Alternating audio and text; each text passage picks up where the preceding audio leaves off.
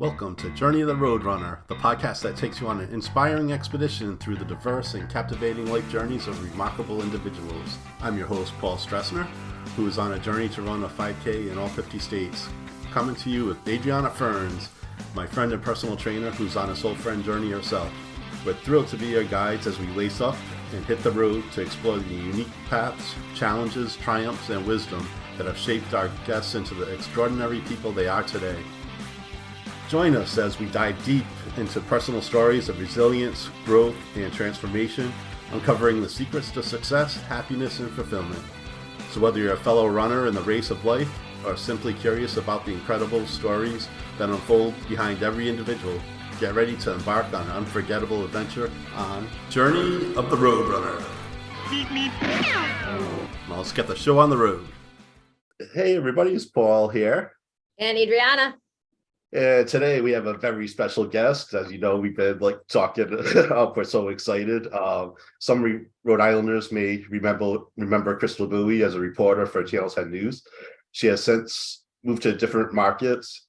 She left local broadcast news in October 22 and now runs her own strategic communications firm called Spotlight Communications, works with the Carter Center, and is the CEO of The Proud Asian at theproudasian.com. One of the markets she worked in was in Minneapolis, where she reported on one of the biggest stories of the decade, the murder of George Floyd and the riots that followed. Her feature reporting was nominated for an Emmy in 2022, and she received the prestigious Edward R. Murrow Award for Excellence in Sound for her work covering George Floyd's murder. She has just released her memoir, More to Tell, the real story of George Floyd's murder, told by the news reporter who faced sexism and racism covering it. We welcome to the show, Crystal Bui. Thank you so much for having me. I will say it's a little scary being on the other end of the interview here. I'm used to asking questions, so if you guys want to switch off, I got some questions ready to go. Oh, I'd be happy with that too. But yeah, when I first started the Journey of the Rhode Runner, I had created a Twitter account, and I followed since Rhode Island is a big part of this, I followed all the Rhode Island reporters. Mm-hmm. So I was following you, and then you had moved, but then you had started a blog website, Adventures with Crystal. Yes, Adventures with Crystal. Yeah, and since traveling was a big part of my my journey, so so I just love that. So we have so much to talk about, especially congratulations on your new book. Thank you so much. Thank you. It's a little surreal. My media person asked me to take a selfie with the book today, and I don't know why. I just didn't want to take this selfie, first of all, but it was weird seeing the photo with me and the book because it's been a Google Doc for so long. It's not that glamorous, guys. It was written on a Google Doc, okay? So it's weird holding the book in my hands. It's going to be amazing. I just want to say I read the whole thing, and you are an awesome writer. So I have ADHD, and I love to read, but it's it takes me a little while. Usually I'm a slow reader. And I was just I'd get up in the morning and I read it with my coffee in the morning. Aww. And I don't have time. I want more. I wanted to really, that's so the sweet. way you're, and hopefully a lot of people who hear this will get it, because I felt like I was there with you at some event, and I'm just frustrated for you, angry. I'm fuck that guy, this, or just even you explaining, watching the George Floyd video. I was crying, you feel you write, we're with you. So it was awesome. Yeah. I appreciate that. That was a part of what I thought too, was people are so busy these days. So I know if you're driving to work, if you're at the gym, at most people might have 20 minutes per chapter as they're listening to me. So a part of that was the format, or the strategy, if you will, with the stories, making sure they were edible, bite-sized chapters that people could move through as, quickly, but still have time to digest in between each chapter. So I appreciate that worked with you. That was my theory about how to write the book, so that people could kind of move through it quickly, but it's good to hear.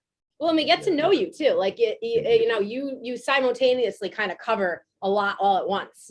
I was all right, we can get to know you and what you're struggling with, and everything, and then what you're seeing, what you're experiencing. So it was really, I read slow, and I smoked through your book. I really do, because I was oh my God, I only have how long to read this? I'm I'm never gonna finish this, and I was I'm finishing this. I love that. I love that so much. Yeah, I didn't know how it was going to resonate with people. Obviously, like, sexism and racism doesn't sell, right? Like when we're talking about marketing a book, I think some people were like, oh, she's just trying to milk her own trauma, which like I got a whole rant about if you think I'm trying to make money off my own trauma. Right. But I don't think people quite understand that this book was hard for me to write. And it took time to really sit down and get through it because I'm in therapy now after everything that happened in Minneapolis, all the trauma that came with covering George Floyd, now covering parts of the Atlanta spa shootings where 8 people were gunned down, including 6 Asian women. But I don't think people realize that this wasn't just something I was able to just like pour my heart out in. In a way, it almost was like therapy. I had to like get through every section and kind of like relive it and really think about it differently. And I think the biggest takeaway I got from the book was things were actually worse than what I thought they were in real time. Yeah. So the sexism I face, the whole concept, I mean, you read it. Yes, sir. Yes, ma'am. Like it was horrifying in the moment, but when you're retelling it and processing it from like an intellectual and an emotional lens, I was like, this was worse. And I think the feedback I've gotten from readers is that like a lot of people were horrified that these were the background details of what happened to George Floyd that people never saw on TV. And then my life, and seeing people in horror, like just shocked was kind of the feedback I got. I think it surprised me how much I had repressed that in real time and just tried to get through my 2-year contract, because I think people were shook from what happened to me. Yeah. I mean, you were in survival mode essentially. And it's interesting like that you say like that stuff doesn't sell, but it in my mind, it's like, how else are we going to learn from each other and like learn people's differences if we, or in it through other people's experiences? Like, it opened my eyes to a lot of things in journalism. Like I started watching Paul. I was talked to Paul about this, that, have you seen the Alaska Daily with Hillary Swank? Yes.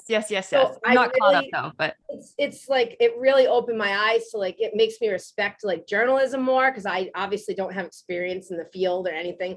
And I really like, it really opened my eyes to a lot. So like, then kind of right after I got into that show, I started reading your book and I'm like, wow, there's just like so much we don't realize that these people are going through. Like you said, it's like, oh, you're on TV. Great. They're on TV. Like, but it's like, you're getting like, tear gas and like, I'm running from tear gas. Like but you don't see that, right? You just see, oh, it's Crystal Bui out here and but like 5 seconds ago, like I'm trying to, the chapter where the guy's trying to pull me on stage in the middle of the riots and, all viewers saw was, hello, down at, Chicago Avenue, blah, blah, blah. But like no one saw, the chaos that happened to getting on camera, and I sometimes wonder if more reporters wrote books, there would be like a little bit more respect. I think you're right. For the profession, but I don't know. It's hard to write the book because sometimes it feels like it's like industry secrets, and a part of me was like, I mean, people might as well know what happens behind the scenes, right? Yeah, absolutely. Yeah, it's starting to open up more now, I think. So yeah, definitely. Yeah, it's almost like, to push everything down just to, look professional and everything. It's kind of, it reminds me of like being in the military, being in war. You have to like, block everything out and like Adriana said, go through survival mode. Yeah. So how did you decide to like get into the news industry? You grew up in California? Yeah, so I grew up in California. My theory, so I have a theory about this. My parents were immigrants, like escaped from Vietnam, tried to get out of the war status, like refugees. And I think when a lot of immigrants came over to the United States, they're like trying to learn the language, the culture, just trying to understand like what the United States is about. So they watch the news, right? So like most immigrant families, that's their like portal, so to speak, into understanding, which is problematic, right? Because the news is a little skewed, but like that. So all these immigrants, like that's their insight into what's going on. They see it as what matters, stuff like that.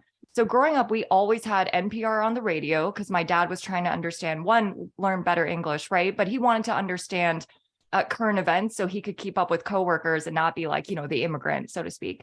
And then at home, we always had the news on.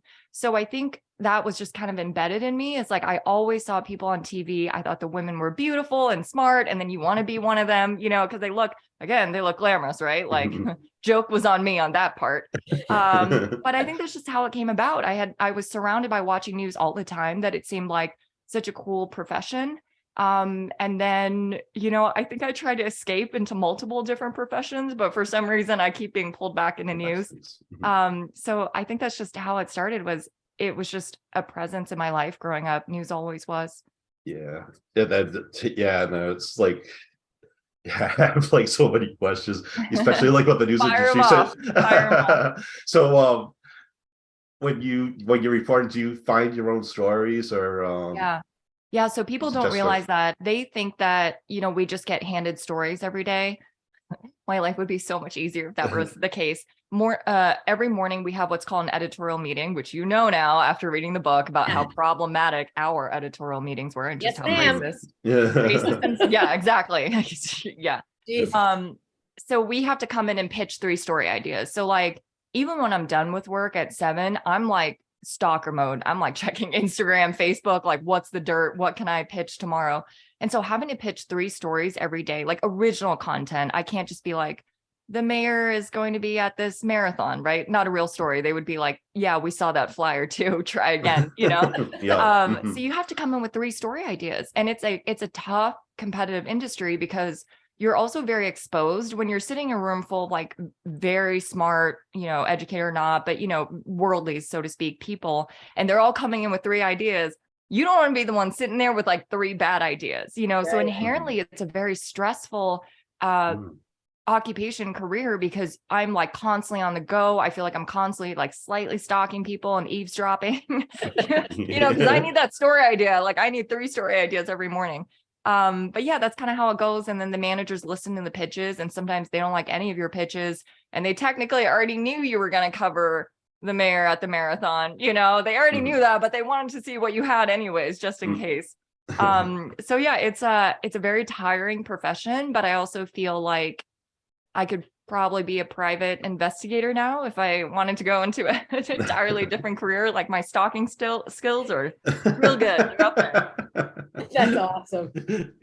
Yeah. So can you use that in dating too, right? Like, I think I said during this book tour, I would not talk about dating, but you baited me and I'll take it. I'll go in. I generally have a rule. If it's someone I first met, I'd actually try not to Google them. That's great. Because if I did, I could probably find out at some point, like who their first kiss was, because that's how good I am at this point, so I just kind of avoid it all if I can.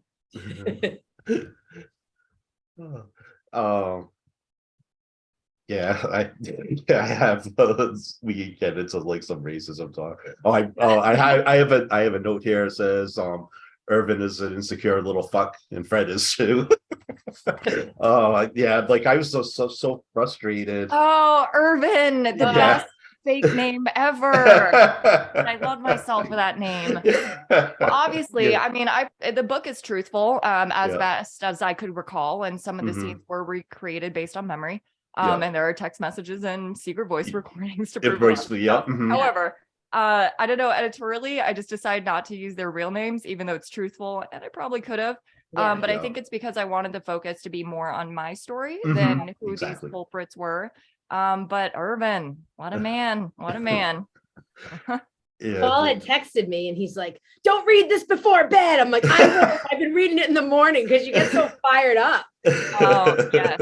Yeah, you definitely, like, we were like pissed off for you, like both of us were like, we were like, I don't even know why I'm like, thank you for being angry for me. No, but like, again, not to be redundant, but like you really get people, like we're feeling what you're feeling, like we're like in it with you. Okay, so I would love to know this. I think this was like chapter 15, like the long chapter with Irvin and Fred and like the whole debacle of every single, quote, disciplinary meeting they called me into. What were your thoughts on that? Because when I was writing it, I was like, God, this is like this. That was one of the longest chapters in the book besides the trial.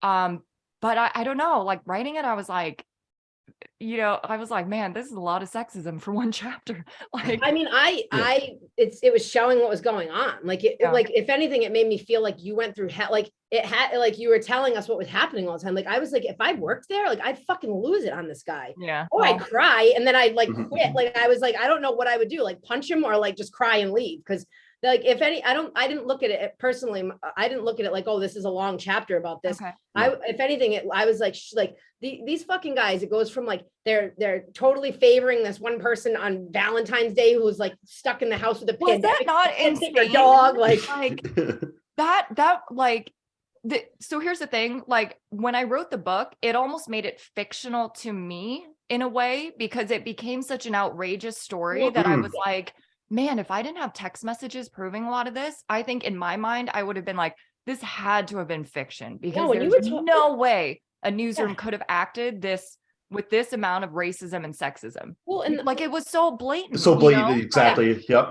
Like they weren't even subtle about it, like, and I can say this to people who haven't read the book, but like right off the top, when Irvin tells me from now on, he only wants me to say, yes, sir, yes, ma'am. Like, I was like, bro, I don't know if you know history, but like, that's not far from yes, master. So maybe we're gonna like work on our diction a little bit there. Like, you're going to tell the only Asian woman in the room, you only want me to address you by yes, sir. Yeah, that was so fucked. The whole, that started it. And then what you said about like him and that, like taking a survey in the office after that whole, like, so unprofessional. Yeah. I mean, Paul, like, how do you feel? I didn't feel like the chapter was too long or anything. Like, I felt like it was. Oh, not at all. Yeah. It was just, I didn't. It was appropriate. Yeah. It was like, we were feeling like we're going through it. Like, it feels like you're literally like, you're writing again. Like, I'm like I was infuriated. I'm like, this fucking guy, like just, yeah. Yeah, I can't believe that people are like that. It's so blatant. It's ridiculous. Yeah. And Minnesota sounds like it sucks anyway. I feel so bad. I think, I don't know if the whole state was, but for some reason, everyone I met was mostly in that boat. I had an ex-girlfriend from there and she was fucking crazy. So I've already experienced. Like, I hate the state already. Yeah. And it's cold and I'm not a big fan of the cold. It's hard because, as I talked about in the opening chapter, like I have lived in so many states that truly, when I had the job offer in Minnesota, I was like, dear God, let this be it. Like, I don't want to keep moving. Just make this, like a shelter dog going from home to home or something, like a foster dog. It's kind of almost how I felt. So I genuinely wanted Minnesota to just be that place. And, it's like a few months in, my boss is telling me I can only address him as yes, sir. And I should only say yes, ma'am in the newsroom. Like, this spiraled so quick. Like, it didn't even take that long for the situation to blow up, and I don't know, like when I think about it, I think I have some compassion for the younger girl me, for almost 4 years ago at this point, who like thought that was something she had to put up with, and take. And I think we probably all remember that, right? Whether it's high school bullies, middle school bullies, workplace bullies, like there probably was a point where we just thought it was easier to stay quiet, or the repercussions were too scary, so I think as much as I have regrets for not getting up and cursing him out, Adriana, like really the story should have been me getting up, yelling, and then recording it, right? Like that, I think that's how I would react now, is like holding my cell phone up, recording it, and just going crazy and then posting on Twitter, right? But I mean, at the time I just felt like I had to take it in silence. And when they're threatening the paycheck and stuff over you, and you just have to be the compliant reporter, because there are so many reporters that just want to get on camera. So in a way, like, even if your skills are great, there's someone else who's eager to take your role, so we're disposable. Even if you're, you have the accolades that I do, or the awards I do, in a way, they treat you like you're very replaceable, and they kind of hold it over your head, like that scene where the, Mr. Fred, is asking, trying to be like, well, we may or may not renew your contract. Like, I was just like, back off. Like, I don't want to work for you. It's okay. I'm counting down the days to get out of jail. So like, don't, we're good. Like, I don't need you to break up with me. We're fine. Don't worry. Like, I'm not going to cry about this. Celebrates that. I love the Minnesota nice too. Oh, yeah. It's just like you get that same thing with the South, the bless your heart type of thing. And we're used to like being, instead of passive aggressive in the Northeast, we're more aggressive. We're not used to. The Northeast is like, I know you're about to stab me because you just gave me a warning and told me why you were about to stab me. Like, but what's funny is like, so I think the South has a bad rep. I think when people think about the South, or at least how I thought about the South, like growing up in California, right? Like you think about that passive aggressiveness, like bless your heart, you think about racism, you know, Racism, everything that kind of comes with the stereotypes of the South. I will say, I don't know if I just got incredibly lucky because I already put in my time in Minnesota. So someone was like, someone give this girl a break, you know. Atlanta has been beautiful, like more so than I ever could have expected. It's helped me heal after the racism and the sexism that I experienced. The people here, it's very diverse. Maybe I've had one racist incident in like almost 2 years, which is like a pretty impressive, you know, batting record based on the entire book you read, Yeah. you know, from the other 2 years. But I think people in the South are genuinely kind. And I think because in Atlanta, there are so many transplants, right? Like it's a constantly evolving city that everyone is an outsider. So you're kind of like, you're all outsiders together and you're welcoming. Whereas, you know, in the book I talked about in Minnesota, like I was clearly the outsider and I was treated as such, you know, here everyone's like, I don't know, where are you from? I'm from here, you know? So it's just been a lot better for my heart. I'm okay, everyone. If you read the book, like I'm okay. Everything's okay. I know it looks bleak in the book. That was I like come the out happy fine ending. and now I'm on a podcast. So we're good. We're good. Yeah. No, that was like Atlanta was like the happy ending, I thought. Like I was like, that's awesome. See, that's the thing. Like I personally, yes, when I think of the South, like I think racism and like, you know, but I feel like Atlanta, I wouldn't, it's like those pockets where you're like, no, they're not, because it's like a city and there's like colleges and there's like education. Like I feel like when you said Atlanta, I was like, all right, that's obviously a place where I didn't know it was a lot of transplants, but I thought just because it was more of like kind of like a city, I feel like that's more when there's more diversity and like people are just kind of like everyone's integrated and like hanging out and it's a lot different, but yeah, absolutely. There's no, last time I checked, there's no majority race in Atlanta, which I love. Like, because going around, like I never walk into a room like the way I talked about in the book where the entire restaurant turns around and looks at me because like this is the first Asian person they've probably seen in weeks. Yeah, like, you know what I mean? Like that was my experience in the Midwest. Here, I'm like, I don't know, I'm like everyone else walking around, no one's looking at anyone. Like it's almost, I don't know what the word, I just wish more cities there was no majority race because it feels like everyone is just mixed in with everyone. There's no expectation of like, oh, this is what I expect the mayor to look like, the police chief to look like, blah, blah, blah. Like we're all just kind of in there, you know, and I, when I think about, you know, where I would want to have my kids, I think about a place where there's no majority race and everyone is just coexisting and learning from each other and intrigued, you know, like here, if I go to an Asian restaurant, in many places I've lived, it's like Asians eating at the Asian restaurant, right? Here you walk in, no idea. Like there's no majority race even sitting in the room. Everyone's just like, I don't know, I'm just here to eat food, which is kind of the way it should be. So it right? should be, yep. Yeah. I love Atlanta. I did a race over in that area, Kennesaw. So I'd love to go back there. Actually, I have a couple of friends that I went to high school with that live down there, speaking of transplant. So yeah, it is beautiful there. Yeah, it's like it's weird in Atlanta when someone tells you they're from Atlanta. You're like, what? Like people actually were born here, you know, because there's so much intermingling, which I love. That's great. And you know, Birmingham, Alabama was like that too. I did a race there and I was like shocked because it was very progressive. And the day I was leaving, it was the day after the Trump inauguration, and that's when all the women protests were out.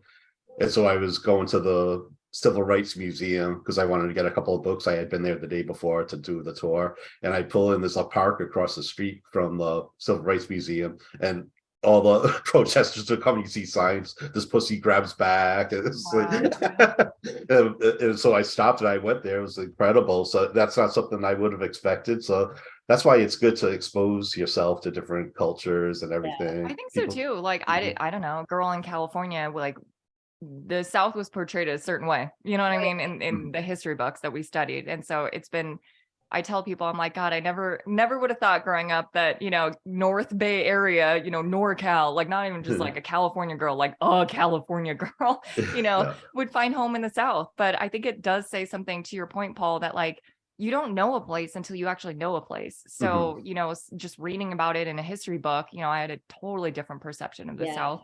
That is so far different from what I've learned about the people I've experienced here. Yeah. And that's part of the problem. People, you know, stay in their bubbles and, you know, pop off on social media and they not know what they're talking about and just keep spiraling and everything. the keyboard warriors. Yep, exactly. Yeah. Crystal, Yeah. I've never been to Atlanta, so I'm gonna hit Come you up. visit. I'll take you out to a couple restaurants. I I'm will. like a I'll big come down. foodie. I'm Yeah? such a big foodie. Like I probably travel to eat. Like that's how Adventures with Crystal started. I don't know. I like eating. It Yeah. doesn't seem like it because I generally have other healthy habits that kind of balance out the amount of food I like to have. But yeah, if you come, like definitely hit me up. I'd love to show you I around. promise. I like to travel and you know, maybe me and Paul see if there's a race down there. We'll both Yeah. show up. The weather is great. I mean, it Yep. was like 80 degrees the other day. So yeah, come. It's like the weather is generally nice if you can handle the humidity a little bit or just Yeah. Yeah, I loved it there. Yeah, yeah. Well, it's 90 degrees here, so Yeah, right now. Right now it is? Rhode Island? Yeah. 90 degrees Yeah, in Rhode Mother Island Nature right doing now? some stuff this week. Yeah, yeah. Are you joking? Hold Yeah, on. No. I gotta check this. I'm It's checking wicked my- hot. It was really hot last night. I like the heat, so I was like, "This is awesome." And my friends were like, "I'm not ready for this." No, really? Is the entire New England that hot? Man, you I gotta. don't know. Oh, let me right now. see. I saw the high's supposed to be You are 92. lying. I just fact checked you. 87. Damn. 89? Word, that's Yeah. too much. Yeah, it's supposed to go up to 92 today. Anything above like 86, I start getting uncomfortable. Unless there's a pool nearby. Right. Well, we got our beaches here too. So that's true. and yeah, they were packed yesterday. So that was on the news yesterday. Yeah. Crystal, did you get up to Rhode Island ever? Yeah, I was gonna ask that. You know what? I haven't gone back. I would like to because I think when I think about where the book tour should launch, I think it's got to be in Rhode Island because I feel like those are probably the most supportive and loyal viewers, most loyal viewers I've ever had. So I feel like the journey, weirdly enough, like the viewers that I became the closest to or felt like I knew the most or, you know, were actively interested in, you know, my life, came in my first 2 jobs. So I've had 6 different states that I've worked in now. So it was Yakima, Washington, and then Rhode Island were my 2 that, you know, which is crazy because all those people have followed my journey now for 8 to 10 years since they were like at the beginning where I was still saying crazy shit on TV and didn't look good and didn't know how to do my hair and like, you know, like appreciate you for not being a fair weather fan because those first few years was not looking hot. The on-camera presence wasn't quite there yet. Definitely have to let us know. We'll totally come hang out. And I have to say, not to brag, but like being biased, like I was born and raised here, like the food scene here is really kicking up. Like it's really getting better. It's Rhode always, Island? Yes. yeah. But we I definitely always love the have food in some. Rhode Island. But Yeah. Atlanta's is better. Okay, we'll see. Yeah. But I think it's because you have to factor in the diversity, right? Leads to Right. an even more like diverse restaurant scene. Right. And I think what I like too is there's like an appreciation for it. Like, I don't know if I wrote this in the book, so I don't know if I should sell out a bunch of people, but I'll say it anyways. I felt like Dane, the quote Dane, the boyfriend in the book at the time. Homeboy liked eating just like pizza and chicken nuggets and like, you know, whatever. I don't know. I'm trying to name another food, but it's going to get problematic real quick. If I say anything. And that to me was like kind of tough because I do think kind of like what you said, like in the way that traveling exposes you to new ideas, new thoughts, you know, I think food does too. And I think if you're not willing to be an adventurous eater or just try, you're not really willing to be like getting to know the people in the place. Like ever since getting to the South, I have tried gator, like alligator. Have you done that? I've Okay, tried. so good, Not so yet. good, right? Yeah. But like when people were doing, you know, and it's a Southern thing. So I'm just looking at like, I don't know if I really want this, you know, but I'm like, I gotta do what I say, right? Which is get to know the culture by trying the food. So I did gator, I did rabbit. Have you eaten rabbit before? No, I used to have them as Yeah. pets when I was little. I had a rabbit too. So I was like, I don't know if I can do this, but I also felt like this was the concept of like, all right, I'm here, you know, this is what people are doing. Let me try it. Also really good, but like, I don't think I could like mentally do it again, but like rabbit is so good. Yeah. It's like duck like that. I think that's the best way. Right, Paul?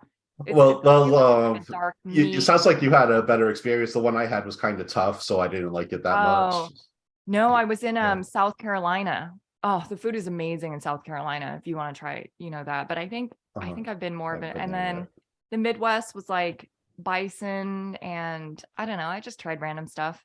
But yeah, I kind of noticed when people are very adverse to leaving their comfort zones of pizza and chicken nuggets. Like, Yeah. we might not get along very well. No, because you can't go out to eat. Like Yeah. you can't go out to eat. What I mean, like no matter who you are, we all like to eat. And if you're gonna eat like the same foods that you'd feed like your friend's kid at the restaurant. Yeah. So Yeah. so when I travel, I always look up on Yelp. I try to find like the local restaurants. I try to find whatever is the big local type of food that's in the area. So I like doing that. So yeah.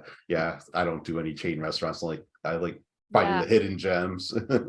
Yeah, I try not to either. I think people, this is my thought, is I think most people think in order to like stay fit or look good, you have to be like at the gym for 6 hours. And a part of me is like, well, you do that, but then you came home and you ate XYZ, and I feel like that's always kind of been my mentality, is like, I just got to be careful about what I put in my body, step one, and then everything else is a complement to it.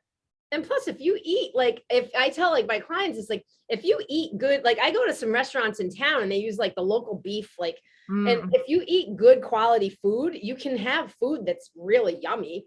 Like you don't have to eat, like, it's like, you don't have to eat a carrot and a piece of chicken. Like you can eat, I eat a lot of food in a day, and it's like, you can go to good restaurants that use good quality ingredients and eat like awesome, like savory, tasty food, Yeah, so you have to tell us when you're coming here, because we're taking you out. Yeah, you know what? There's I will let you know. I think the thing is, I want enough people to have had time to read the book. So the book tour isn't just people like staring at me. So I don't know when that will be. I don't know if it'll be in the fall. But so this was really exciting. This is like dream come true moment, Cinderella-ish moment. Which maybe this is a really sad Cinderella moment then, if this is like my Cinderella moment, whatever. I had a professor at the University of Alabama teach my book, and I didn't find out about it until he told me students were writing papers about it, which is like really cool, that's right? amazing. Like, I don't know why that's like more exciting to me than I don't know. That's super awesome. Yeah. So that's been really cool. Like, I think, I don't know. I don't think I wrote the book thinking anyone was going to read it. So I appreciate that now I know 2 people have read the book. I think it's so important to, you get to know. Really, I can't say enough about it, honestly. Yeah. And then very pressing behind the scenes dirt questions you want the tea on? do you still do you keep in touch with any of the news people from here? I do, because they were the sources in the book. Oh, okay. So there are some. Cool. They're my eyes and ears still.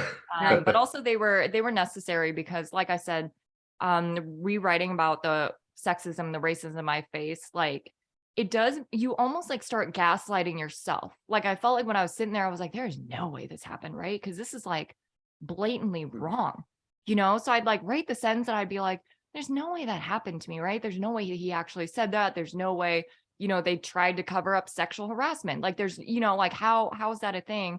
And so it helped to still be in contact with those coworkers. And then they're like, oh yeah, I remember when that happened, and then it's somehow more horrifying, where it's like, okay, so that wasn't fictional. Like, that shit actually did happen, Oh, that pissed me off, when you were sexually harassed. It's like, how old are you? Yeah. Like, really? Was that insane to you? Like, when I think about it, we're teasing the book so hard. So please buy the book, because we won't tell you what the sexual harassment actually was. Exactly. So read the book and you'll hear about the yeah. So,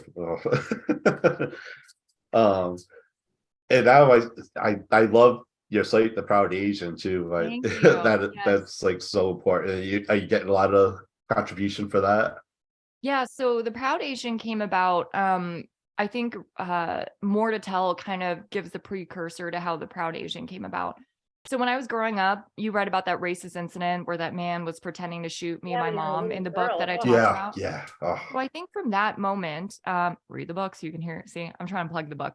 I'm like, buy the book, please. Yes, please. So that incident growing up where this man approached me and my mom, yelled at us to go back to our country, pretended to shoot us in the parking lot, not with real gun, fake handgun, which is still as menacing either way.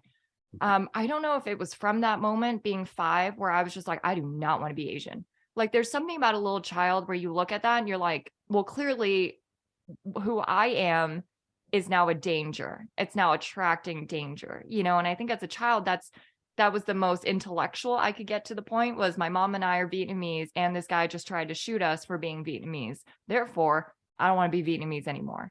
And so it's hard because obviously in middle school, it's like, you don't like your hair, you don't like your nose, you don't like, blah, blah, when you're insecure. I literally was like, I don't like my entire race or my skin or my, I just didn't like being Asian. I don't mean I don't like Asians. I mean, I didn't like that I was Asian.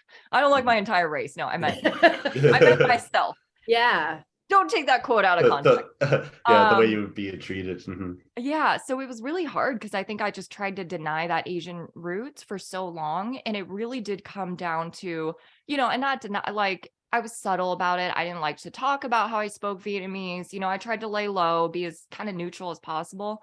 And it was when the 6 Asian women were killed and 2 other killed in Atlanta that I think I was really shook, where I was like, I can no longer deny that I'm Asian, and that if I were in the wrong place right there, I would have been one of those Asian women gunned down. I would have been part of the 6. So that's kind of where the Proud Asian, the name of the online news source, means, is that like, I think a lot of Asians grew up being ashamed because when you're told, even if you're born in America, to go back to your country, like you just want to fit in, you basically just want to be white, like you just want this Asian to like be gone, because you just didn't want to be bullied so much. And the Proud Asian as a news source is a reclamation of that. We highlight Asian Americans who are doing great work in the community or trailblazers. And then I have a couple interviews coming up where it's allies who are also contributing great work to the Asian community. So of any race.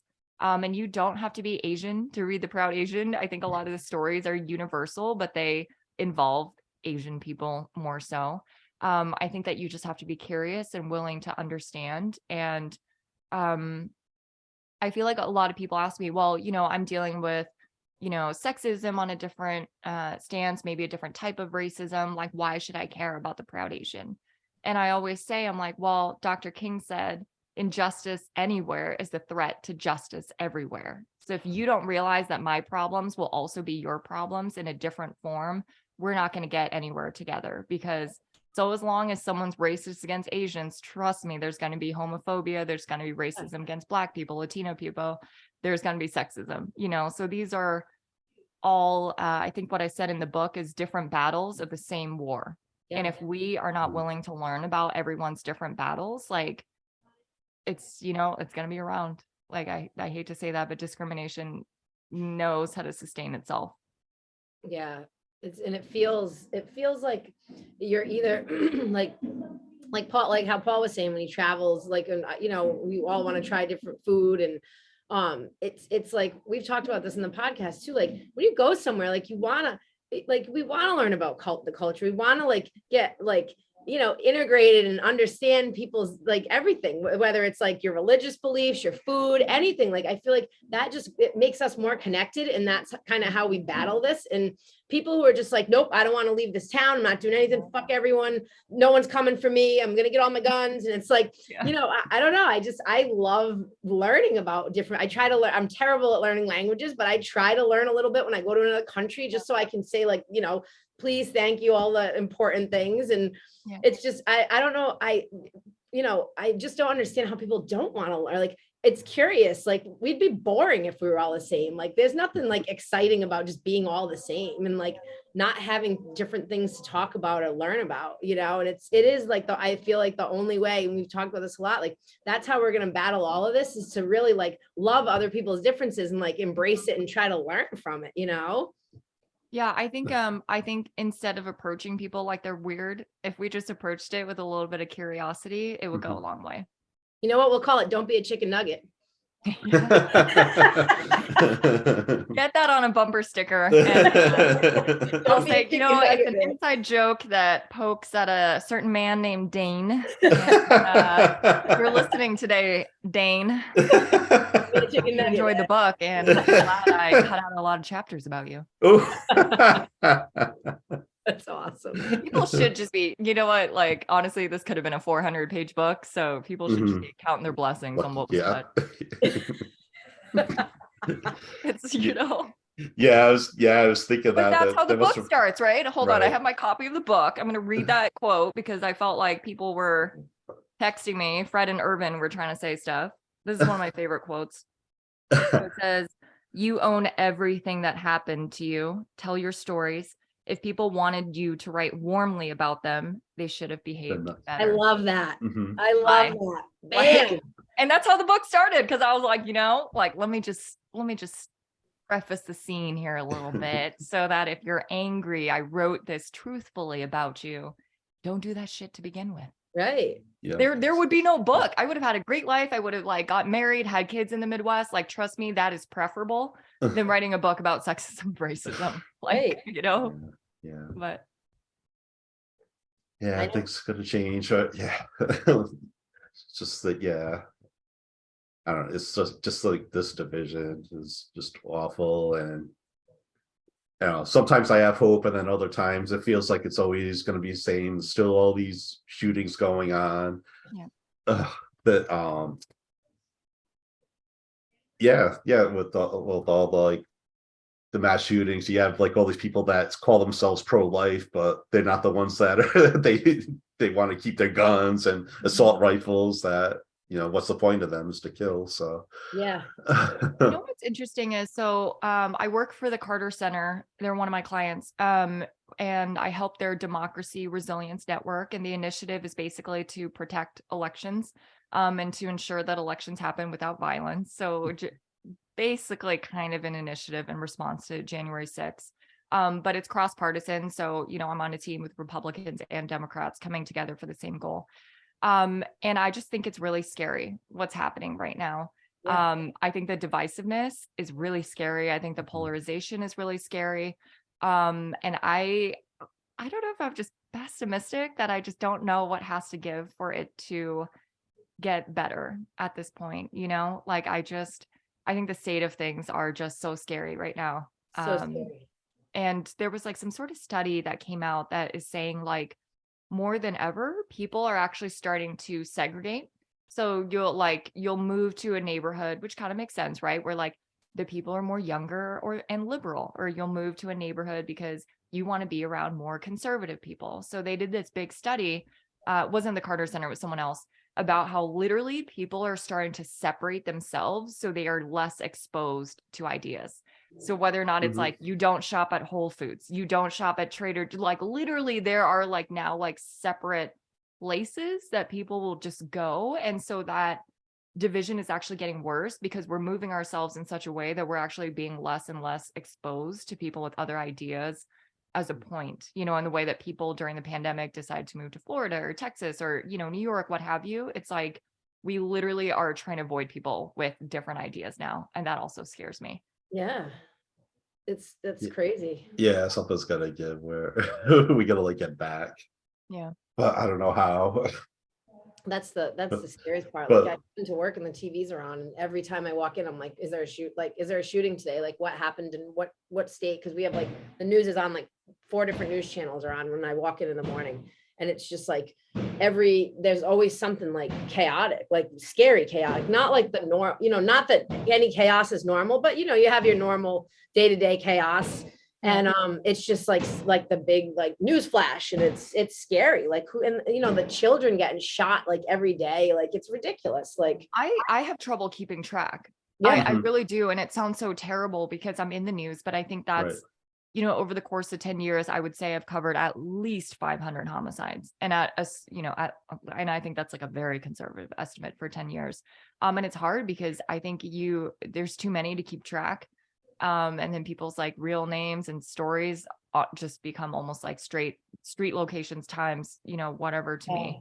And it shouldn't be like that. You know, if someone got murdered in Atlanta, I feel like I should remember that story as opposed to being like, well, there's, you know, about to be 20 more stories I have to cover. So I'm not going to remember this, like the intimate details. right. Yeah. But we'll do our part to you know, try to bring people together. Yeah. Yeah, like I recently went to New Orleans and everybody was partying there. You didn't know what political party they would have been affiliated with, if any, and everybody was just having a good time together. I wish it could all be like that, or so. Yeah, so stuff like that gives me hope. So we'll see. Yeah. And it's like that. It's the same thing in all other countries too. It's not just here either. So, yeah. It's things like the Olympics, when people all get together with sports and everything. Yeah, I love the Olympics. Yeah. Yeah. Sounds like you could have been an Olympian. You were a junior Olympic swimmer, huh? Yes. Yeah. Was that in the book? That's kind of Yeah, it was. Did I write that in the book? No, it wasn't in the book. Was it? Oh, I was like, no, a little God, birdie Oh, told you me. told me then. Hmm? You told me, because I did know that. Oh, Did I maybe, write about yeah. that in the book? No, Oh, no. well, A little yes, birdie I told swam me. in the Junior Olympics, everyone. Let it be known. I did, and I lost in the Junior Olympics. I mean, We really want to get clear on what went down in the Junior Olympics. I got my butt kicked, but yes. I the made fact it that to you were the Junior there, though. Olympics. But yeah. Pretty awesome. Yeah, no, I'm a big swimmer. I still love it. I actually still teach swim lessons during the summer and coach, because I feel like I'm just getting paid to like have kids make me laugh and teach them how to swim and exercise at the same time. So swimming has always been like a big part of my life. It's very California girl, but now being in the South, I love that I can be outside in the pool a lot more. Not a big runner at all, so I appreciate that you guys are. I don't know, my muscles don't work on land. They function fine in the water, but the minute you put me on land, I'm like a beach whale trying to run. But yeah, so yeah, I love being in the water. It's still such a big part of my life, and I think that's kind of more of my exercise, like and I think water's great. Do you guys swim? I think it's like good for your whole, like, all your muscles. I surf. I want to swim. Like, I can't breathe. I can physically do it. I don't know how to breathe properly. So that's actually something I've been trying to, because a lot of my friends are like, how can you not swim? Like, I can physically swim, but I don't know how to do like the breathing while I've tried, and I'm just not good at it. I love the ocean. I love the water. I'm in it. I snorkel, like, but I just don't know how to breathe properly. I have to take lessons, because I do want to do it. It's great for your body too. Yeah, well, it's been a while, but I do swim. Well, I was in the Navy too, so it's kind of like a prerequisite. So you have a swimming test and everything. I never took lessons. I was just a natural swimmer for some reason. So yeah, love it. Yeah. And there's a lot of trails over there too in Atlanta. I went hiking. I think it's the Kennesaw Mountain. I went hiking there. So like a Civil War, if I'm thinking of the right place, like a Civil War park over there when hiking. There's like more to Atlanta. It sounds terrible. There's more here than I thought there was. Yeah. Because you can drive to Chattanooga, and that's just 2 hours away from Atlanta up north. And like, man, the rivers, the mountains, the lakes up in Tennessee, like, if you don't believe in God, you see it and you're like, yep, something exists out there. Like, it's that breathtaking. Beautiful. And then Atlanta, obviously you can drive down towards the beach, like towards Florida or Savannah or South Carolina. And I just feel like it's so interesting to have like all this terrain, right? It's like, it's great if you like being outdoors. Yeah. Then you have Scout. I love Scout. do. So cute. Scout, the only good thing that came from Minnesota. I'm such an asshole for saying that. Go and run that clip and then buy my book. No, I love Scout. So I rescued her pretty early on when I had just gotten to Minnesota, because I was like, I have no friends. Not a dog. She actually was a reservation dog. So I'm like super curious about what her life was like. So she was from a reservation, like a Native American reservation, all the way up near Canada, almost. Some sort of surrender from a divorce, like super sad. I know. And then she was brought down in Minneapolis, and she's like a small black dog. And I think it's called like a black dog curse or something. There's a philosophy behind it that like black dogs don't get adopted from shelters as much as like cute little, fluffy dogs or something like that. So she was there for almost 2 weeks. And if you're not adopted by the end of like a week, your chances significantly go down if no one grabs you. So when I walked in, I was like walking around, looking around again, one of those people just here to look at dogs, even though I was like, I'm going to leave with one and just, right. So I'm walking around and I see her, she's like hidden, like way back in the kennel. Right. And she's she's black, so she's just kind of like a shadow basically all the way in the back. So I like barely noticed her, but I did kind of see like, oh, there's a dog back there. It's quiet, which is good. So I was just walking around like, okay, if I'm supposed to get a dog today, like someone give me a sign, like I will grab a dog if like it just is very clear that this needs to be like the dog that I take home. So I'm asking for a sign. I'm walking around kennel looking at different dogs, and then somehow I round back to Scout's kennel. I see her, and she's kind of looking at me, and then slowly she starts tapping her tail, and I'm like, oh, So then I'm like, okay. And I think I was just scared to get a dog because Scout's my first dog ever. Didn't have a dog growing up, always wanted one. So I was like, maybe that wasn't the sign. I'm like, maybe I need a bigger sign because I don't know if that was right. So I'm talking to one of the women about, blah, blah, just asking normal questions about it. And then I looked down and she came all the way out to the fence, the kennel fence. And she was just sitting there like sniffing at me, just staring at me. So she came out from like the shadows. And then I was like, all right, I guess I'm taking her home. So Scout is very sassy, very brilliant, kind of a troublemaker some days, but I love her for it. She's super smart, like scary smart. But yeah, it's kind of, she's the best thing that came from Minneapolis. That's awesome. The best and one of the only.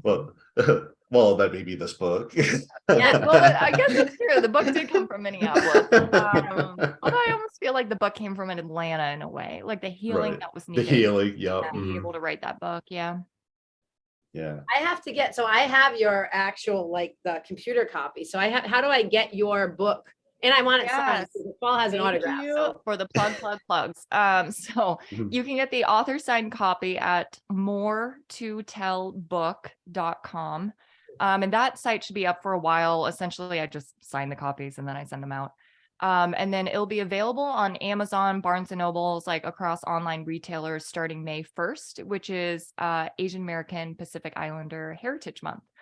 So the book is going to be launching for AAPI month. And then for your listeners, I hope they are still listening after I've been like ranting for however many minutes.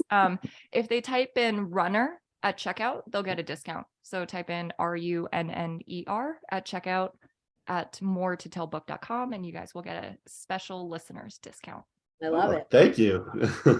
And Crystal, you've heard our podcast. They're not going to be upset if you're ranting. I do a lot of ranting. Like, I got to be careful that I don't go viral too fast. Okay, guys, we got to be on this media tour here. Right. You know what? But I'm just like, let me confess something. I'm like waiting for the call for Florida to ban my book. I just feel like you can't come out and talk about systematic racism this hard without like someone freaking out. So no, did you hear? Let me know when Florida bans my book because I have a feeling. It was Florida who said they can't talk about race in what the hell it was Rosa Parks. They didn't want to talk about race with Rosa Parks. Yeah, my book is like so X-rated for Florida standards, honestly, at this point that like I'm just waiting for someone to hand the book to the governor. Go ahead and hand the book to the governor. Yeah, please. But he's all about freedom, isn't he? With this book. If anyone knows the governor, this is an all call. Go ahead and give him a copy and see. Yeah, I'll buy one just to ship out. The governor. Yeah, absolutely. I just, you know what? I think when I was writing this book, I was like the first draft was me just like angry and going crazy. Like this was like unhinged writing in the first draft of the book. The second draft, I think I like turned it down a little too much. Like, I think I was like, oh, do I really want to, so it like turned like very reserved with the book. And then I had a good friend tell me, she was like, well, why are you writing this book if you don't plan on making some noise? Like, what is the point of putting a book out that's neutral about sexism and racism and careful about what happened to George Floyd, So I think I made some noise. I don't know. What do you think? Did I make some noise? Whoop. I think so. It's perfect. As I was reading, I could like totally picture this as a movie too. It's just like so well done. If any movie directors are listening right now, the contact information is moretotellbook.com. Good, because now if accepting movie deals. You were doing this during and I'm just not to put too much of your book out there, but this was during the pandemic too. Like on top of, this is one thing I was really like feeling for you, like on top of everything you were dealing with, like there's a fucking pandemic happening right now. Man, I could not get a break that year, Right. right? I was like, I have like a terrible boyfriend that I'm no offense. Sorry, Dane, if you're listening. Sorry, chicken nugget. Whatever. All right, Dane, if you're listening to this. Okay, well, I'm being so mean. Sorry, Dane. So I was dealing with that. Then there's a pandemic, right? Then there is Floyd. Then there's the riots, and there's these arguably, I think is what I have to legally say, arguably sexist and racist bosses. I just couldn't get a break. I felt like at one point in my life, I was like, Scout's cool, and then she would go throw up on the floor and I'd be like, well, that's screwed too. Like, well, nothing is going well because my dog also just did something. So the pandemic, man, what a trip, right? Everyone else is like doing these cute little TikTok videos and I'm like running from tear gas. Right. Exactly. And like being exposed, like this is when like COVID was the scariest fucking thing around, right? Like, and then you're literally in like protests. Yeah, and that chapter where I got COVID. Remember that chapter? Yeah. Oh yeah. Yep. Hey, can you do the story for me while you're Which one? When he asked you to work. Fred, my man. God, like you set yourself up during this book, like. Yeah, I was telling my clients about it. Like, I was like, dude, this dude wanted her to work. Like, she's Fred, who asked me to come to work. Fred, man. Fred, I heard Fred found out that the book was coming out. Fred, if you're listening.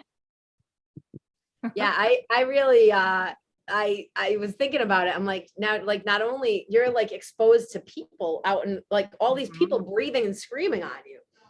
And then the idiot presidents calling it the China virus, and idiots don't know the difference between. I'm surprised I dodged it for so long. Like I'm like low key impressed with my immune system that I made it through like so many riots, and then somehow was taken down in October. Like I kind of had made it pass for a little bit, but yes, dear Fred, arguably sexist and racist manager who asked me to come into work with COVID. Great chapter. How are you feeling? Can you come to work? What? It's like, how are you feeling? Can you come to work? And remember, I had just like gotten out of the emergency room. Right. Yeah. Come in, and I'm like, no, like I can't come in right now. Yeah. It wasn't like little cold-like symptoms. You were like hospitalized. So yeah. Right. Yeah, well, I'm glad we're like a little bit past that now, kind of. So what else stuck out to you? I feel like I'm getting to get a preview of what the Amazon book reviews will look like. So I'm like, tell me what you think. Was there like other things that like stood out to you, or like, I don't know. I'm just curious. I haven't been able to interact with people who have like finished the book yet, because with the exception of editors and stuff, but I feel like they're paid to be nice. So this is like, I paid them to read the book. One thing that stood out to me that I love is like after the murder, then all of a sudden people are like coming up with excuses like victim blaming, telling him he's on drugs and how he was arrested, so he's like a bad person. And then you talked about how he was like, politely addressing the officer that was murdering him. Yeah. That was crazy. Like, can you imagine being George Floyd and like having this man kneel on you and you somehow still have the capacity to say, yes, sir, and Mr. Officer, sir? Like, hell no. If you think I like how you were like, I'd be like, get the fuck off me. I'm like, I literally would. I like, you said it on me, but I would have said it. Yeah, there's no way I would have addressed anyone like that. So when people are like, George Floyd was a criminal, I'm like, he literally was still calling these killers sir, down to his death. Like that's some sick stuff. You know what I mean? Like I'm almost like and this is what I'm saying. This book to me felt like it was fictional. So thank God there's all this evidence out there, because I think writing it was so horrifying to me, because I think when you're watching the video so quickly, right? Like you just see it, you don't want to watch it anymore. This is happening. But the amount of people who actually told me they never saw the transcript and didn't realize, like you just said, Paul, that he was addressing Chauvin as sir, like down to the last minute, like, but like that's some dark stuff. Like, like the country's real fucked up if that's what it's come down to, is this man who's dying, like still his last shred of humanity, and the guy being called sir still wouldn't get up from him and thinks he's a threat. Like, like, come on. I don't know. And something else that stuck out to me too is that like just the blatant racism that you experienced. That woman who has said to you, oh, yeah, I know Vietnamese people. This person I get my nails done here. I'm like, it's like just like blatant ignorance. Like instead of asking you questions, like, I don't know. I just feel like asking a question about somebody, if you're not like, you don't understand a culture, is like a nice way to really just get to know someone, not saying something super like. That was some weird shit. Ignorant. I wrote the book and then I think I like got a flashback to that scene and I was like, that's gonna go in there. But if you haven't read the book, essentially this drunk woman comes up to me at a business party in Minneapolis and she tells me, she finds out that I'm Vietnamese and she goes, I love your people, which that's a bad sign. Oh, yeah. And then someone says, I love your people, like nothing that comes after that is going to be good. Nothing. So she essentially says she loves my people, quote unquote, because we do her nails and we cook her pho noodle soup. And that is why she loves my people. Yeah, that stuck out. I was like, damn, I could have, if I would have been arrested that night if I had said what I was really honestly, your whole book, I would have been fired if I really said what I was thinking at that moment. Yeah, like your whole book stuck out to me, just how people treated it. Like when you asked that question to us, I'm like, it's running through my head. Like I remember, and I have a terrible memory. I did a lot of dangerous things to myself in my 20s. So like, but literally, like I was thinking about you getting on an elevator and like people moving, like away. That was some shit, wasn't it? Yeah. God, it made me feel so dirty. And then I was like, this is such a part of history, right? Like when Black people had to drink from different fountains because they were seen a certain way, like people would not get on the same elevator with me. And I'm just like, bro, just because I'm Asian doesn't mean I have COVID. Right. Like I don't know why. Okay, take the next elevator. That's fine. Like, but it really builds up on you. And I think that's the thing that people don't realize is like, yeah, okay, so I'm a little pissy because someone was rude to me and wouldn't refuse to get on the same elevator as me. Then this woman tells me that she loves my people because she gets her nails done. Then and it all starts adding up. And I feel like that's how the riots happened, was like, man, you've been dealing with these minor little incidents, right? And you're trying to just let it go. You want to be the bigger person. Like I never cursed anyone out. But I feel like it just hit a boiling point in Minneapolis where people were like, no more. Like and that's where all the rage came out, and I mean, I think it's scary too, to think about how many like microaggressions people deal with, whether, it's because they're not straight or they're not white or they're, not a man or, whatever, like you're putting up with so much every single day that it's actually incredible. I think that the country hasn't snapped sooner. Yeah. I mean, like, man, that's a lot of patience actually, dealing with that. Ugh. Yeah, well, we talked a little bit about microaggressions on episode. We had Rhodes on. He's Black, and he was at Adriana's, and then like a neighbor Adriana's asked if she was okay. He came. My best friend, that is one of my best friends. He's a Black man, and he's the nicest guy you'd ever meet. Like super quiet, chill, like just hanging around, minding his own business at my party. Like this dude we like love our neighbors to the left and the right. The lady across the street is great. But this guy across the street just like kind of, when I first moved there, I love to have parties. So I like to invite the neighbors so no one calls the cops on me. I went over and I tried to talk to him. Good strategy. Yeah. And he like grunted at me. So I'm like, all right. Like he was like, oh, whatever. Like didn't even like, super weird. So he's like always sitting on his porch smoking a butt, never says anything, never came over once. And I've had a few parties. So it was my 40th birthday. I had a friggin' air cast on. And he came over after he was at like the Seekonk Speedway. And we have a pretty diverse, Warren's a pretty diverse town too. So I was a little shocked. Yeah. And he came over and it, and again, it was during all this like Trumpy shit. Like, it's like, I feel like it gave people this like, oh, it's okay to act like this now. Like those people were a little more quiet. And he came over, the guy never says boo to us, like nothing. And he came over and I'm in the yard and he's like, I'm doing he got in Rhodes's face and he's like, were you invited here? And I'm like, what? Now I'm a little like hammered at this point. And I came over in my crutches and my boot and I'm like, what? Like I'm getting in his face and Rhodes is like, no, we just need to like be the bigger people. I'm like, no, fuck this guy. And he's like, my friend is trying to just ease it out. So he left and came back and he was like, my wife comes out. She has no idea what's going on because she was like doing dishes or something in the house because there's not a lot of us left at the party. It was later at night. And he said he was doing the safety check.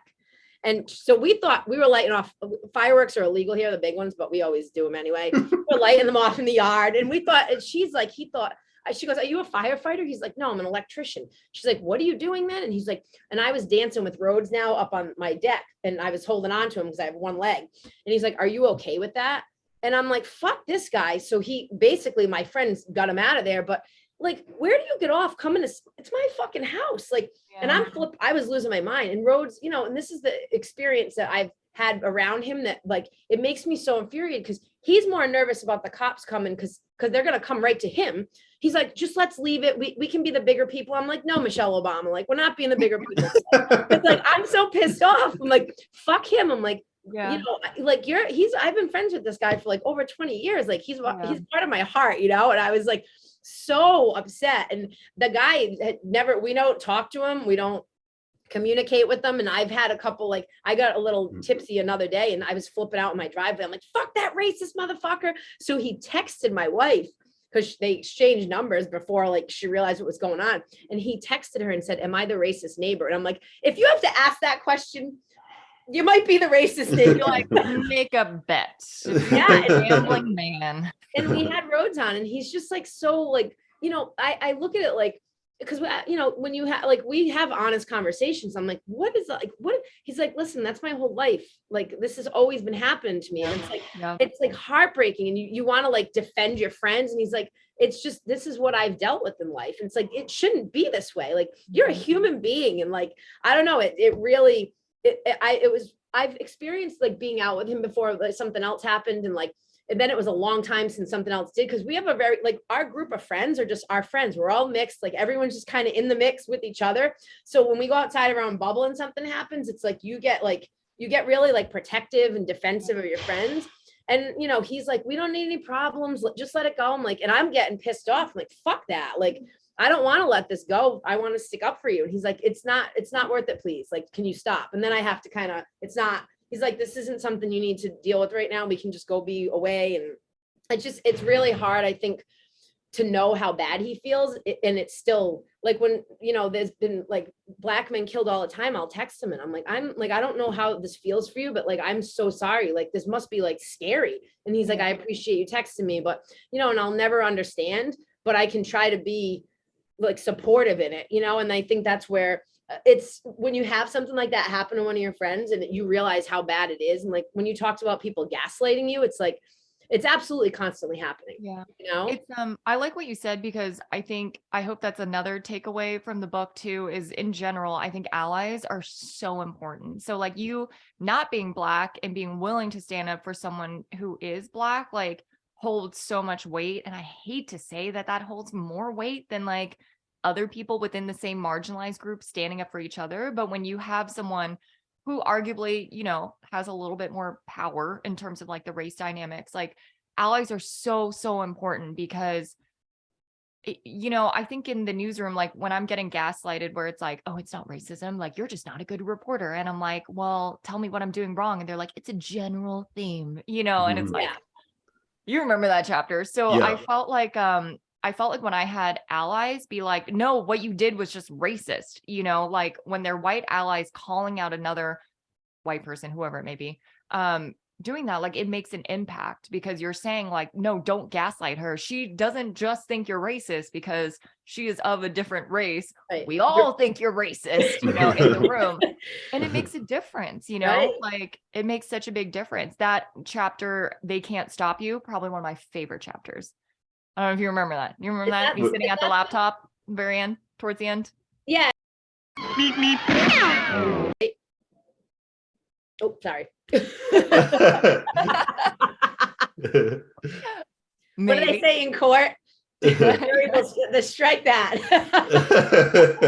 We're gonna edit that part out. That might be the chapter in question. Yeah, one of my favorite chapters, because I felt like that one really illustrated like power in numbers, you know, and we had these two white old men, Fred and Irvin, trying to stop me at every turn they could. And then we had all my coworkers who just came together to support me.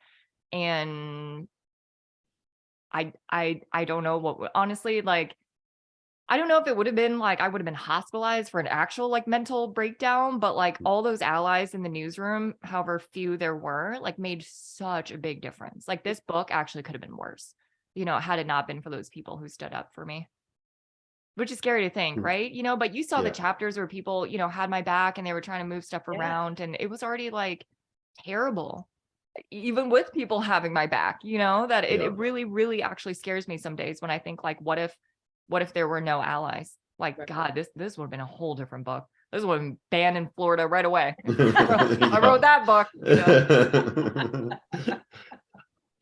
Oh, do you ever hear from like fans, like especially like kids or anything? Like, I don't know if people might see you as a role model Oh, as a woman or as an Asian, like especially like being like the minority, if you're the only Asian yeah. reporter.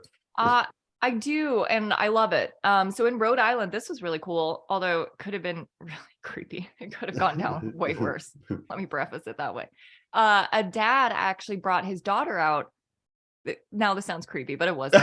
I'm like, as I'm saying, I'm like, this really does not sound good, but it was a sweet moment. So I was live. I think it was really sad. It was some sort of like, I don't know if it was like an attempted bombing or shooting at a synagogue. And I was live outside the synagogue, I believe was the story. And this dad, I saw like, I was live on TV and I kind of saw these two people in the shadows, like watching. And that happens all the time when you're live. People are curious, like, what's the story? Da, da, da. But then when I was done, I looked over and I saw it was a younger man with this little girl. And he just brought her over and was like, she sees you on television all the time. And, she wants to be a reporter. Like, is it okay if she talks to you? Sweetest thing ever. So I thought maybe this was like kind of a creepy moment. I thought that they were just on a walk and they saw me, so he's just like, let me bring my daughter over, which is sweet. And, but instead they knew where I was reporting and they drove over to where it was. So that could have been bad, right? And I actually think about that a lot too, where I'm like, where reporters are. You see us standing live at 5 p.m., which, like is kind of scary when you think about it, that like anyone can kind of locate me if they felt like it. But luckily, the only time anyone's trying to locate me was this nice man who just wanted his daughter to meet me. So That's crazy. Yeah, there was a couple reporters killed, right? Yep, because where they're going live. Yeah, that's fucking petrifying because someone upset, like, I mean, you guys are reporting the news. It's not because you're attacking anybody. You're telling people what's happening. Yeah. It's it's a dangerous profession. Yeah. Like I appreciate that Alabama is teaching this book in journalism classes. Because I mean, I think even if I knew all the warnings, I'm probably like reckless enough that I still would have done news, I still would have gone into it, but I do wish that I had the facts about like, here are the things that aren't glamorous, because when you're taking the media studies courses in college, no one tells you like, there might be a situation where you will be running from tear gas, like this is what to do. Like they don't tell you that stuff. Well, that was a huge takeaway from the book too, is I think I didn't really understand what you got. Like, you see, there's been a couple, like you see the weather, I think is a good example where like something just goes flying by somebody, you're like, Jesus Christ, like right by their head. Like, it like. That happened in Rhode Island. There was this, oh my God, we were in Narragansett because it was this, whatever that was coming in, right? And they're like, let's make her go to Narragansett because that's the money shot. We really want to see this reporter being like flung about. So my hair's like in my face on this live shot. Like I'm like eating my hair. I'm like getting, because I'm small. So I'm like, the wind's like busting me around. Like I can't even like stay straight on camera. Then it was like, I hope this clip never surfaces because this was probably the craziest clip. Although if you find it, send it to me. I was like, we're looking really for funny, this. so feel free to find it. The weather was so bad in Narragansett during this, whatever was going on, hurricane. I don't know. The delay was 16 seconds. So the anchor's trying to toss questions back and forth, but when I heard it, I was 16 seconds behind. This was like the worst live because he's like blah blah blah blah blah, and I'm just like blah, blah, blah, blah, blah, blah, like getting blown around, and then I hear his question 16 seconds later, which is a long time in TV, but it's like an uncomfortable wait to just see the reporter like waiting for the question to come in. So they're just watching me getting tousled around. I answer his question. It takes another 16 seconds for the anchor at the TV studio to hear me. but it's entertainment, right? You love that shit. You love seeing Crystal just flying around everywhere. Like she can't hear the anchor can't hear her, like water's down. I'm like drenched, like, and you're watching and we're selling ads. So Yeah, guess what? Your book really, that is a huge takeaway. Like I really got a better understanding for like what you do on, like as a journalist and as a news anchor. Like it was eye-opening. Yeah. Does it make you want to watch TV more or less? I try not to do too much TV. I'll do some stuff sometimes when I get home from work. As far as the news goes, I feel like I go through waves where I just don't want to, there's so much and I feel overwhelmed.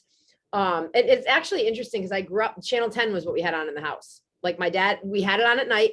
My dad would put it on in the morning. It would be the Channel 10. He's a firefighter in Providence. Put the Channel 10 news on in the morning. And then the Channel 10 news was on at night. Like that was just always a thing. So it was kind of like in my house all the time too. Yeah. And I think I appreciate local news. Like I can actually watch that. Like I don't mind it. Like when I see like the big networks, it's like hard for me to watch because it's like, and I honestly, like, I fucking hate Fox News. Like, I don't know, like not many people I'm friends with watch Fox News, but it's like, I can't stomach it in here. They're always like screaming and angry. And I think for me, it's the tone, the news, like on those major networks that aren't local their tones are so like opinionated. Where on the local news, it's just people reading the news. So I can appreciate local news. And even though if they're reading bigger stories, like I do when I am like more in a news zone, I listen to NPR. Because I just feel like it's not an opinion. It's someone telling you facts. Like that's what I need to hear. So I can get riled up on my own with the facts. I don't need someone else's, you know what I mean? Like someone else is screaming, now you're screaming. Now it's definitely, but I get a giggle. I do get a giggle out of watching like Channel 10 when there is weather, because there's weather here a lot. So you'll see that they put you guys out. Oh, I remember. It's like the hurricane, the nor'easter reporter for a while. Yeah, it gets wild. So it's definitely, that's something. It's on here at work, and the morning TV that I see from my, like where I'm standing, is Channel 10 actually. So I will like look at that. Much love to Channel 10. Yeah, it's true. It's true. Not as racist of a Not like shout out to Channel 10 for not becoming a book. Right? I love that. Yeah.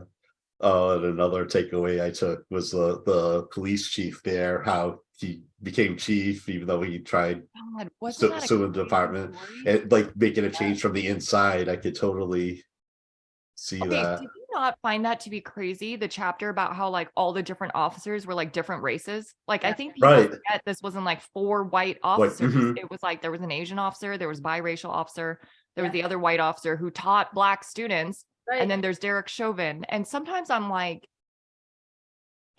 it almost felt like a Shakespeare, like I'm like, how are all these characters like a part of it was like the book wrote itself, because this is some weird stuff going on, that you had like a biracial officer whose family members told him not to become a cop. J. Alexander King says he's gonna become a cop because he's gonna make Minneapolis better. All of a sudden he's the Black cop in the same, incident with George Floyd. Like it's like kind of a crazy story, right? It's like pack mentality. Yeah. And it's weird that it wasn't, I don't know how to explain it. Like sometimes I'm like, all the characters were almost in place perfectly for a social justice movement like this to happen. Every single one of those factors needed to be exactly where they were for the country to be like woken up as to what was happening, Yeah, it was, and I didn't know, one of your story, definitely your book explains a lot of more background on them, because I didn't know all the background on the other officers. I just, because I feel like like I did see a video go viral where the dude was shopping. Oh yeah. Alexander King just chilling in his sweats, walking through the store like he hadn't been involved in George Floyd's death.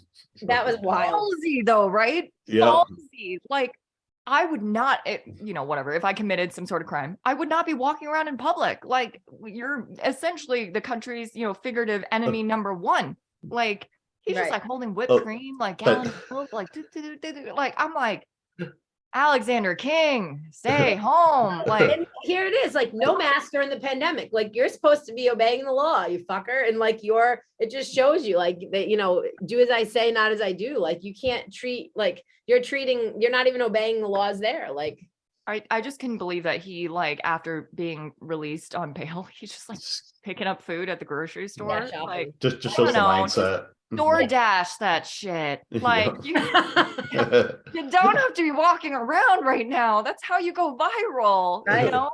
Yeah. Like, and were you scared? I was scared something actually would happen in that grocery store. Like watching that 2-minute clip of the woman confronting him, I was like, Yeah. man, this is about, like I was scared. Like scared of what? Scared that he would do something to her, or that he would look like a victim? Just, I don't know. It could have been anything.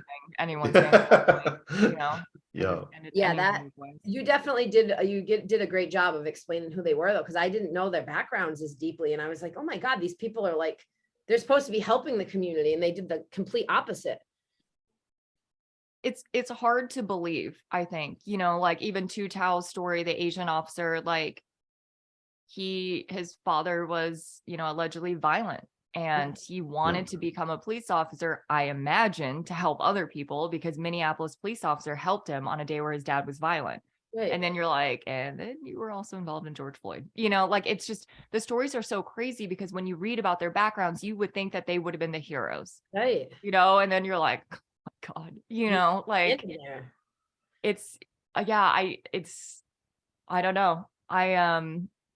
I was in disbelief while writing the book. I think sometimes, like, talking with other people, it's nice to hear your reactions on it, just to like see whether or not what I said like made any sense. Like, at a certain point you're like, does this book even make sense to anyone? Or I'm like, am I too deep in my thoughts? And no.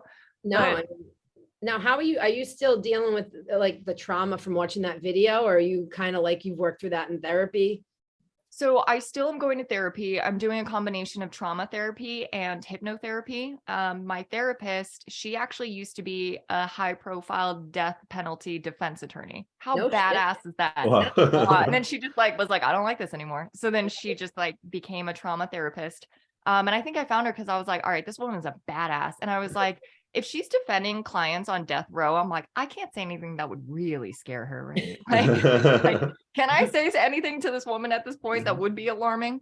But a part of the book is dedicated to her too, because I don't think this book could have been written had I not been going through therapy to process, or writing the book, which at times did make it worse. Like I started getting nightmares again after writing, or in the process of writing the book. And I think therapy was so helpful to deal with that. And I will say this, like, I feel like most people should go see a therapist. And even if you don't feel like you should see a therapist, you probably should anyways. Cause we say the same thing. You know what I mean? Like, I really think most people should. And I try and like encourage that, especially with news reporters. I think there's such a stigma of like, if I see a therapist, it means like, I don't have this under control or whatever it may be. And a part of my argument is like, you know what, even if you're just there to vent, like that's one less earful that your best friend has to listen to. So for God's sakes, just do it, with a therapist, so your best friend doesn't have to like keep sitting there, listening to it. Yeah. But I think therapy has changed my life. Like when I left Minneapolis, I was a very angry person. Like, I mean, honestly, the first take of the book was just anger in the pages, for like, how did this happen? Da, da, da, da. And I think probably still an angry person, but not as bad. Therapy's helped with that. I think therapy has really changed the narrative for me about what happened in Minneapolis. And then just like, I don't know, just, I think I resent it less and maybe like want revenge less. I don't know how else to put it, but when you go through therapy, it's almost like it's easier to reconcile with what happened and to, not have so much like, not have it to be so heavy on you. The book is heavy enough, but I think now like it feels less awful somehow. So everyone go to therapy, find a great therapist. We talk about that a lot. We actually have one of our almost every episode. Mental fitness. Yeah. So we have a podcast. One of our podcast titles is Mental Fitness, because we talk about people. People need to go to therapy. We go to therapy. We have our own therapist. Like it's, I feel like that, just to piggyback what you just said, we always say the people who don't think they need it are the ones who need it the most. Yes. You know, it's like if you have issues, like I have a lot of different issues I've been working through for years, and I'm happy to say I have a therapist. I've had a lot of different therapists. Yeah. They work great. And Paul, as a man, especially, like there's a big stigma for men still going because they're not emotional or whatever else. They're not supposed to, air quotes, like. And we talk about Paul a lot, like going on it, because I think people need to hear like, oh, it's not, you're not crazy. It doesn't mean like you have more control than anyone else because you're trying to understand yourself and understand things that happened and, what you can control. And it's huge. I mean, I think if we, to say like, when we're like, what can we do to fix like what's going on in the world? Like therapy's a start. I mean, but it's a good point because I think there was like some sort of meme or something on Instagram where it was like, I have to go to therapy because you won't go to therapy. So it's like when you're not in therapy and you don't understand how your actions might be affecting someone, like I just see it as like people leaving just a string of like casualties because they don't understand how when mom and dad did this and then you did this and then you're now doing this to me and then now I have to go therapy because of shit you're doing to me. But this could all be prevented. I mean, essentially, if we were all in therapy, if we were all in therapy, we'd be like a happier place, That's true. It's true. Well, we just recently had Kate Champion on. She wrote a book, but she's also a therapist, and even she said that even if you don't have anything major going on right now, she loves it when it's like that because then she can dig deeper. So even if you don't feel like you have something to talk about, it's good to go. Yeah. So. Yeah. Well, you got anything else on your list? I know you are very what else you got? Are we running out of time? We good? You got all the questions answered? We can, and if you need to have me back at another time when some of your listeners have read it, I don't know if you guys I'll always have you on again after. Yeah. And I think a lot, I've been bragging about your book a lot. So I think we have some listeners who are like real dedicated. Like if we don't podcast for like a week, I get texts like, where's your next podcast? You have connections to Florida? Yes. All I want to know how Florida feels about my book. Honestly, I want to ship it down there. Like I want an autographed copy. I'll buy one and I will totally ship it right there to the governor's office. I just want to see. Yep. We got connections. Yep. Paul's mom lives down there. I just feel like it's gonna happen. Yeah. Like, I mean, I don't, and I thought about like, do I care if my book is banned? I'm like, that's kind of like street cool. cred, right? I'll take it. That sounds kind of cool. I'm sure it would be like a shit storm if that started happening to me, but then I'd feel like a badass during it. Yeah. And you'd sell a lot more books because then people want it because they're like, why is this book banned? We have to. I just I picture like people burning my book.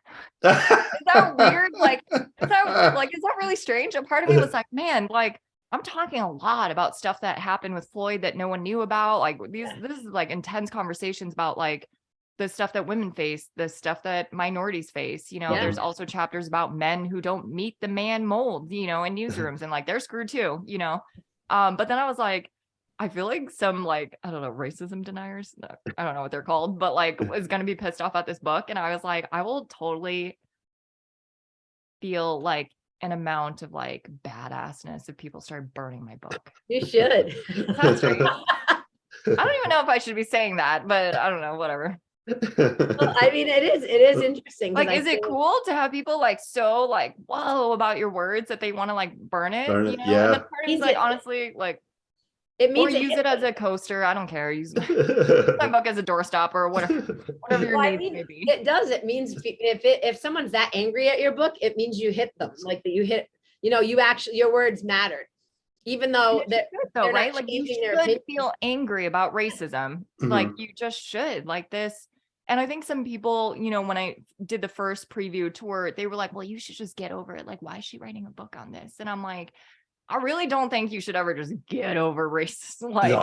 That's not what that's the opposite of what we should be doing. But it's weird. I had that feedback too, where it's like, why is she still, blah, blah, blah. And I'm like, well, because I think I will not be the last casualty in the news industry. If this is it. I mean, when that happened as a child, when that guy did the fake finger gun to you, and said, go back to your country, that, I was thinking, I'm like, she's so little. What did that do to her at that age? What that one motion, oh, it's screaming up. I mean, Like, yeah, but what exactly, like, what, like, why would you even think, like, I don't know, that I think starts right when you read that part. That's like where you start getting infuriated, because you're like, this little girl had to experience that. Like, what the fuck, you know? And that's it. There's definitely your book, every step of the way. Like, there's you're reading it and it's like chill, and you have like, boom, like you get this, like, your heart races. And you know what? And I appreciate you saying this, like, you know, just to say the obvious, but you both not being minority readers, like it's cool to get feedback from that angle, you know, because like I don't know how it's gonna fly with white people. Like, you know, like I don't know. So that's, you know, it's nice to have the feedback, because most people I think that have read it, that have immediately reached out, were like, I feel seen, which, you know, is a part of the book too, but I haven't had the feedback from someone that's like, oh shit, you know, like I didn't know. So it's like, it has actually been helpful for me. Awesome. I appreciate the feedback. That's great. Yeah, we appreciate you so much. Oh my God, we're so excited to have you. But yeah, hopefully it would like open eyes to people that are ignorant, like, you know, like we were saying, like people in their bubbles and everything that just don't know. They're just not blatantly racist, but they just don't know any better. And then if they learn about different cultures and stuff like that, it'll open their eyes and be more kinder. Yeah. Right. Well, why don't we plan on that? Any pressing questions? If you have your listeners, write in, and whenever you guys have enough or want me back, like I'm happy to be back. Always down and talk about race. Yes. We would love that. That's where I'm at, you know, so. Yeah, let's wait a little while and see like what's going, tell us how your book sales are going, and then let's get you on, because I know a lot of our listeners are going to get your book. Because a lot of the people who I train and like who work out with me in the gym, they listen to our podcast. I've been bragging about having you on, and like we're excited. That's sweet. So, yeah, I do recommend this. This is the worst thing. I'm going to trash this book. No, yeah, I mean, you know, like attracts like too. So there's definitely some like-minded people, but there's people out there. Like I have to say, I have a few older people. I'm definitely like, and I speak very bluntly to everybody. Like there's no, you know, and there's a couple older people, and I'm definitely like, you gotta like, you know, wake up a little. Well, they're like, in my time, I'm like, yeah, but that's how things stay the way they are. When people have that attitude, like, I see your point. I'm like, if you're like, well, that's how it was. I'm like, that's not how it should be. You know what I mean? There's a lot of things how they weren't right. It doesn't mean make them right. And it means you have to change, because we all have to evolve. And just because you're old doesn't mean you can have that attitude in it. Yeah. And like, I understand, because I get very like fired up about it. I'm like, you know, it's not okay just because you drop the I'm old and that's how it was card. That doesn't work. And this is the real world. And the only way we're going to, you can still change when you get older. That's why you're here working out at the gym, because you're trying to be better. So your attitude can change about things too, you know? Yeah. And I think that's a big deal too, with like that older population, where they have this like, well, this is just how it is. I'm like, no, the fuck it's not. Like I had an old Italian grandfather, and like, he'd say some stuff around me. I'm like, Papa, like, you're not fucking, I'm sorry. That's just how I was. And I'm like, I don't care how you were. Like, it's not cool around me. He's like, all right. Like cause I'd yell at him. My mother's like, and she'd yelled at him cause he'd say stuff around us when we were kids. And I'm like, it's not okay. And like, he stopped, you know, and he understood, like, it's not okay. Well, that's how people talk to my day. I'm like, it doesn't matter. It's not your day. It's mine now. So you're going to talk how we talk, like instead. And I think correcting people in that, and, you know, saying it's not okay that you talk like that. It's not cute. It's not funny. You know, it's offensive, and it's not, and that's how we have to kind of stop it from there. It's like, if you have people you're close enough to where you can kind of say stuff and like correct them in a nice way, but it's not okay to do that, you know, just like it's not okay for me to be like, hey, old lady, can you come over here? Like, no one likes that. I do wonder if like someone who feels like the opposite of my book, if they read it and they'll change my mind or their mind, you know, or if they double down, then okay, I guess you saw the facts and still decided to double down. Like, I guess that's cool, you know, but I am curious about that. So if you have some very aggressive people, give them the book, because I just want to know. Yeah. Well, I think I don't know if it does anything, you know. In the beginning with what happened as a child, I think that alone can, because, you know, children are just considered innocent, and like, this is what it is. So like that alone, I think can make, because I was like, it was heartbreaking. Like I felt like terrible. Like I was picturing you as a little girl seeing that, and like how like scary that could have been. I feel like people can relate to feeling scared for children before anything else. So I think just, you know, that opening alone is like, oh my God, like what? So that is like clearly blatant racist. You can't deny it. There's no gaslight. Like that was what it was. And it's like, all right, so this is her experience before she even started like being in the real world as an adult. Like this was her first experience, like, you know, that was scary and racist. And there's no denying that happening. You know, what's weird is like, I don't even think my mom knows that's in the book. And we still haven't talked about that incident. Like, we don't talk about that incident. So we're gonna see what happens when she sees it was written about. Yeah, I don't know. I mean, it was so horrifying, but I think, you know, I think now that I've experienced it, if my child experienced that much racism, like to me, it would be a sit down conversation. But I think when you're an immigrant coming to the country and you're like, we're just gonna move on from, you know, like it's hard, you know, and I don't, but I think that is scary because at the same time, like I saw my mom a certain way, right? And then now this guy's pretending to kill us in the parking lot. And suddenly I don't see her as someone who can fight off all the bad people, you know, like the type of thing that you kind of see your parents doing. Like, Yeah. it was a rude awakening. You know, I felt like it changed everything because we were both in danger, you know, like she, you know, like, I mean, I think she tried objectively to protect me as much as she could have during that racist incident, but it's like, you know, your innocence is taken away real fast. Ugh. I'm sure that will be in my next therapy session. I'm like, oh, wait, so I was on a podcast. Yeah, we send a lot of people to therapy. We probably send a lot of people to therapy. You're right, Paul.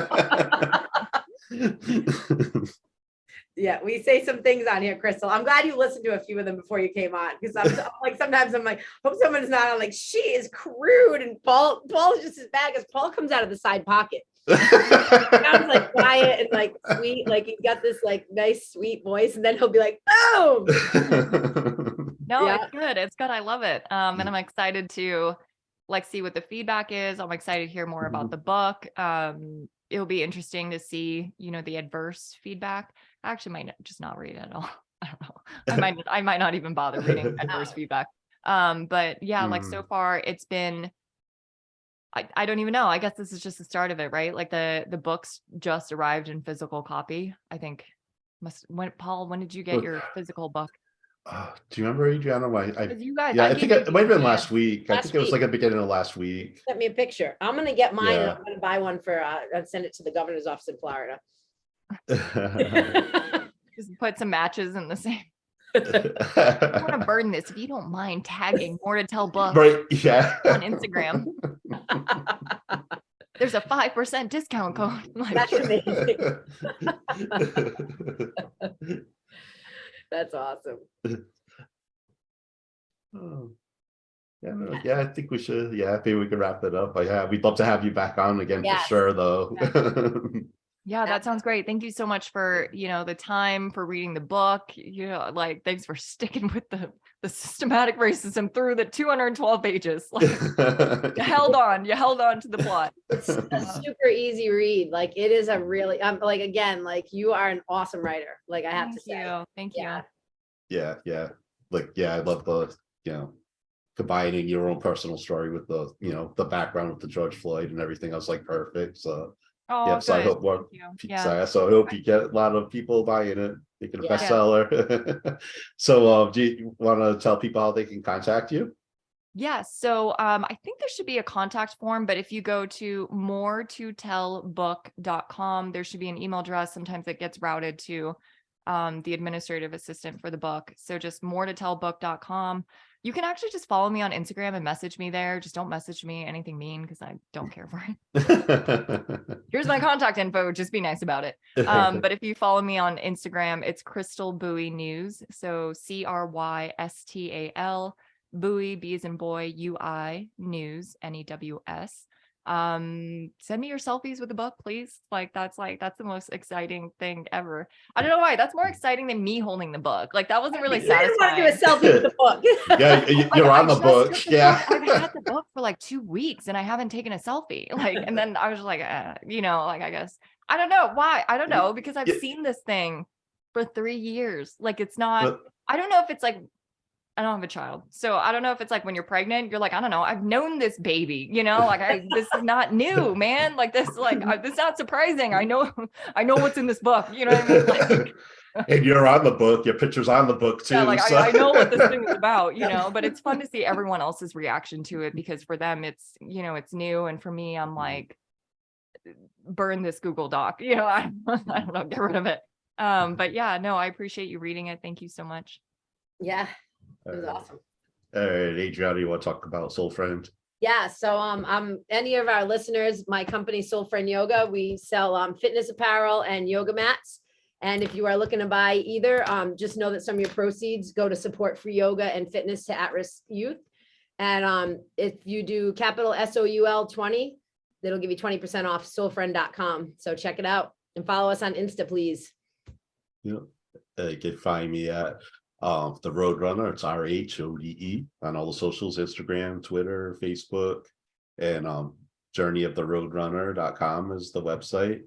And I'll be heading to DC to do a race on May 6th. So looking forward to that. So maybe I'll see some people there. All right, until next time, we'll see you all out on the road. Bye. And remember, be excellent to each other. And party on, dudes!